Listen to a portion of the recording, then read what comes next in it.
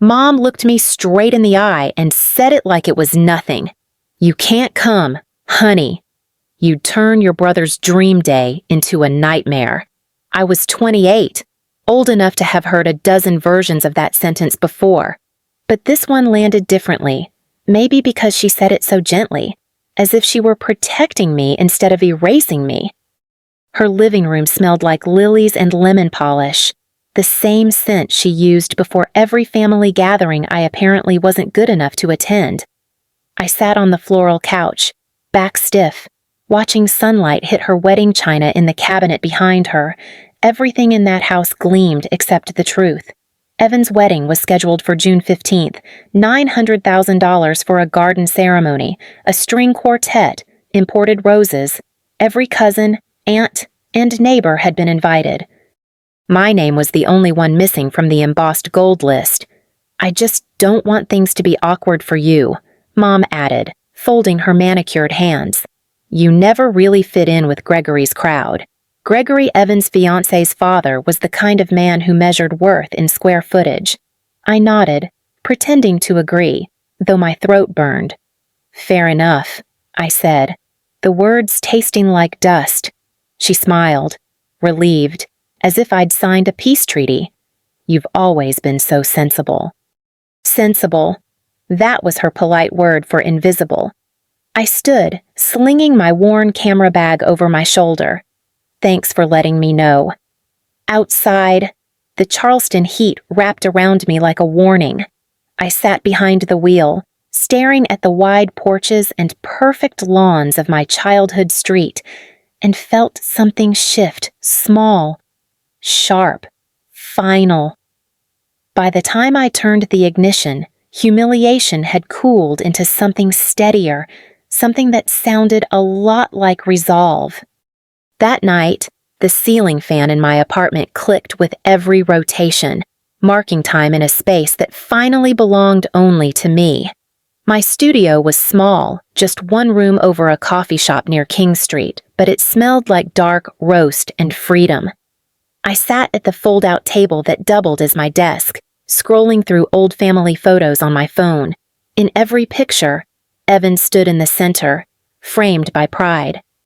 First day of high school, his new car gleaming behind him while I cropped myself out of the shot to hide my thrift store dress. College graduation, his full tuition paid, while I balanced classes with 3 part-time jobs and a photography internship that barely covered bus fare. Even now, our mother's social media read like a press release for him, Evan Keene, our pride and joy. Not a word about me launching a small freelance business or landing my first paid editorial last year. My name existed only in captions like "Photo" by Laurel, tucked neatly at the bottom. The imbalance had always been there, but that night it glared like harsh light through a lens. I opened my banking app, $4,300. To Mom, that wouldn't even cover the appetizers for Evan's wedding. To me, it was months of invoices, canceled shoots, and favors traded for equipment. I stared at the number, then at my old camera bag on the counter, frayed from years of use. Somewhere between exhaustion and anger, a thought surfaced, small, reckless, but clear. If they could spend nearly $1 million to celebrate someone who barely noticed my existence, I could spend a fraction of that to remind myself I was still here. The fan clicked again, steady and certain. I opened my laptop, pulled up a blank document, and typed a single word in the search bar, Paris. By morning, the impulse had sharpened into a plan.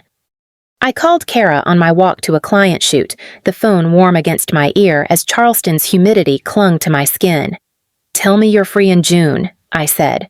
She laughed, her voice bright through static. "Why are you finally eloping with your camera?" "Not exactly," I said. "More like skipping town." Kara Morales had been my anchor since we met at a photography workshop 5 years ago, a graphic designer in Atlanta. She was blunt, loyal, and allergic to pity. So when I told her about the wedding, the ban, the words my mother had used, she didn't gasp. She just went quiet for a beat, then said, "That's messed up." "I'm thinking about Paris," I added quickly before I could talk myself out of it, not to crash their weekend. just to be somewhere else. Paris. She drew the word out, tasting it. That's not running away. Laurel. That's rerouting. That night we video called, coffee mugs in hand like old soldiers comparing battle scars. I shared my rough budget on a spreadsheet: dress $1,500, shoot 2,000 flights, and hotel $3,000. Hair and makeup $300. Every dollar of it felt dangerous and liberating at once. Kara leaned into the camera. You're doing this, and I'm coming. You can't just drop everything. I have vacation days and frequent flyer miles. I'm not letting you do this alone. I smiled. A real one. You'd hate the romance anyway. She grinned back. Please. I'll be the romance. After we hung up, I opened my calendar. My eyes found the date automatically June 15th, bolded in my memory like a scar.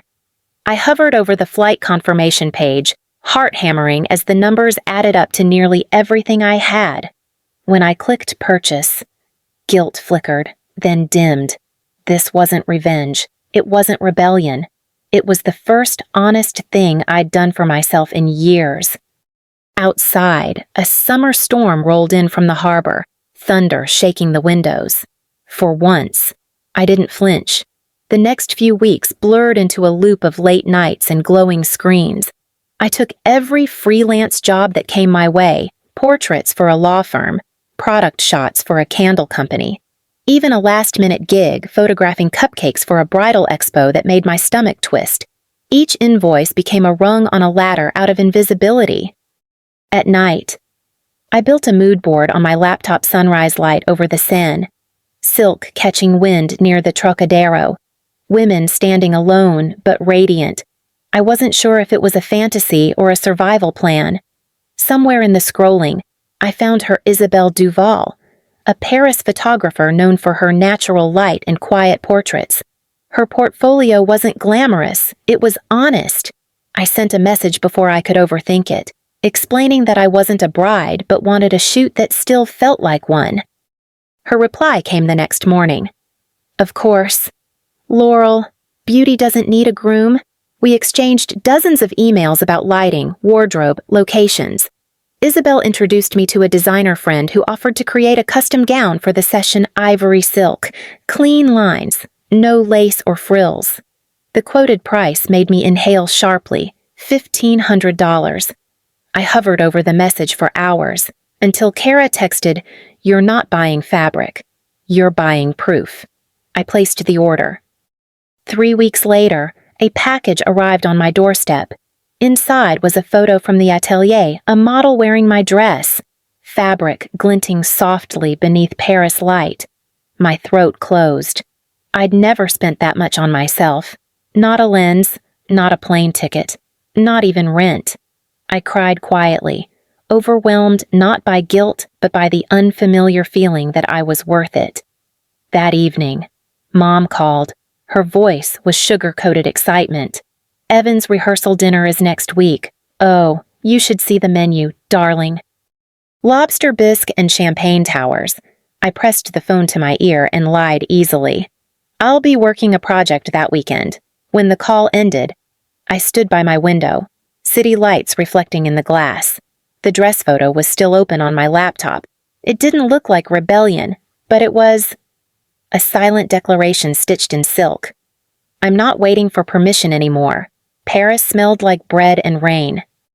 The city was still half asleep when Kara and I stumbled out of our hotel with coffee cups and garment bags, our breath curling in the early chill.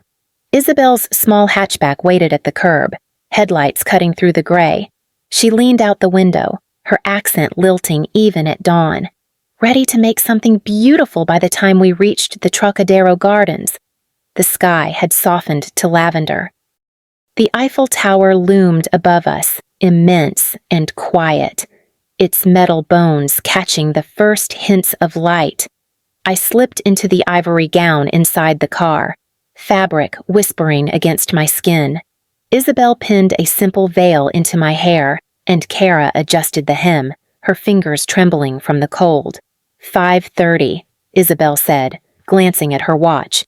We have 1 hour before the crowds. When I stepped onto the cobblestone path, the air felt electric.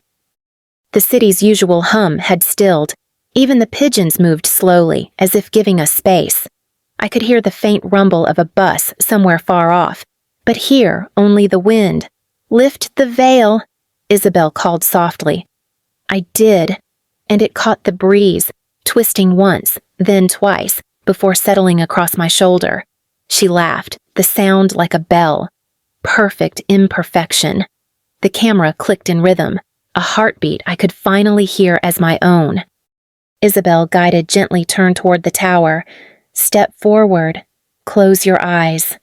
Kara hovered nearby, holding the edge of the train, whispering small encouragements. The world blurred into light and motion. For those 2 hours, I wasn't the forgotten daughter or the family's embarrassment. I wasn't the name missing from an invitation. I was the woman standing in her own story, dressed not for approval but for arrival. As the sun climbed, painting the metal lattice gold, Isabel lowered her camera. "We have it," she said. I exhaled, realizing I'd been holding my breath the whole time. The veil brushed my cheek, the city waking around us, traffic and laughter beginning to fill the silence we'd borrowed. "For the first time," I said quietly, almost to myself. The lens faced me, and I didn't flinch. Back at the hotel, the gown hung across a chair like a sleeping creature, the hem damp from the gardens. I sat on the bed in a borrowed t-shirt, scrolling through the photos Isabel had sent overnight.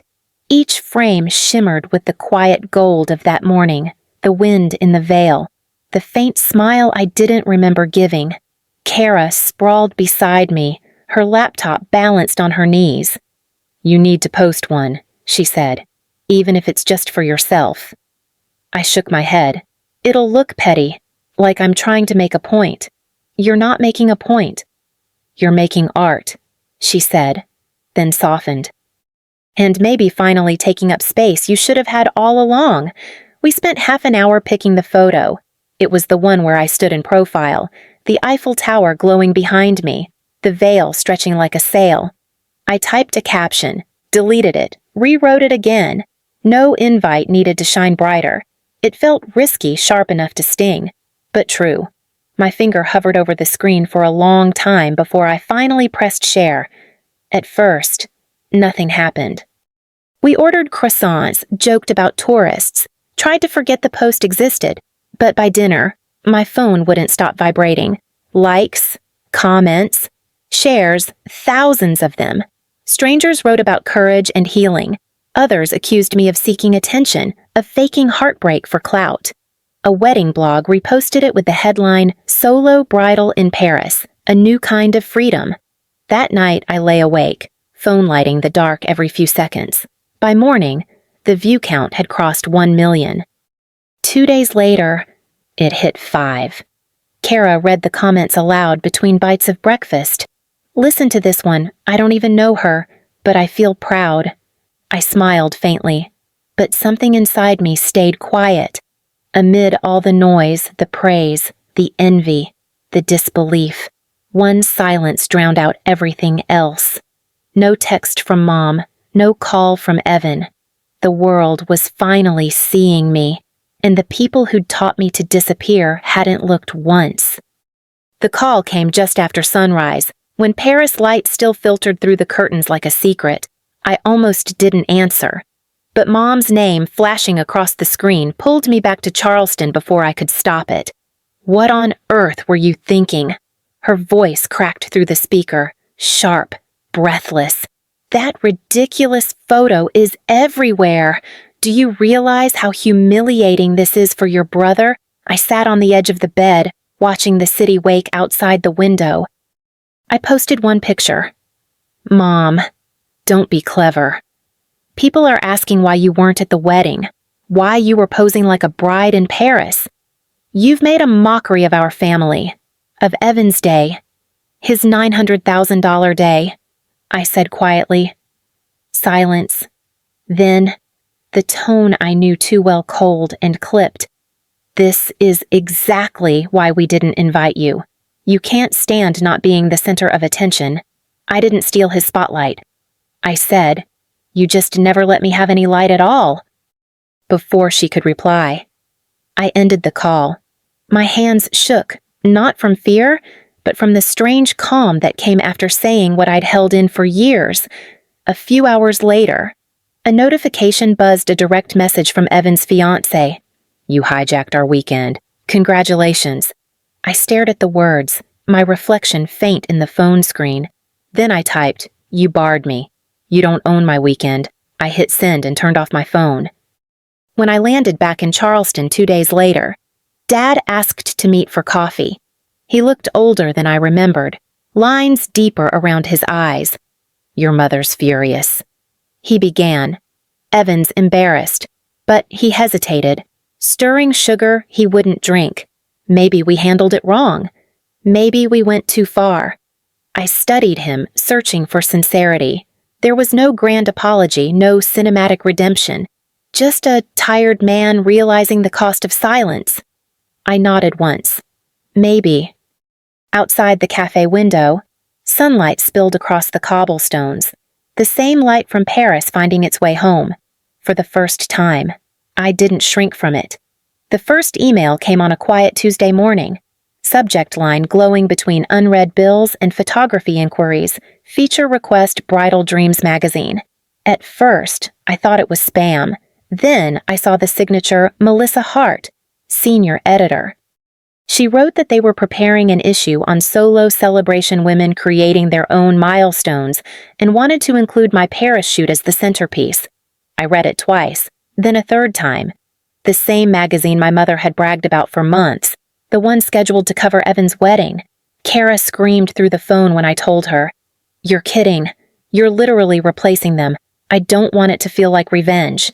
I said, It's not. It's symmetry. The next week blurred with calls and interviews. Brands reached out, offering partnerships, skincare, travel, jewelry. Some wanted to package the moment into slogans about empowerment. Others just wanted to use my photo. I turned most of them down. One offer in particular made my stomach twist, a luxury wedding brand proposing a campaign called Forget the Groom. No, I said firmly to the rep. That's not what this was about.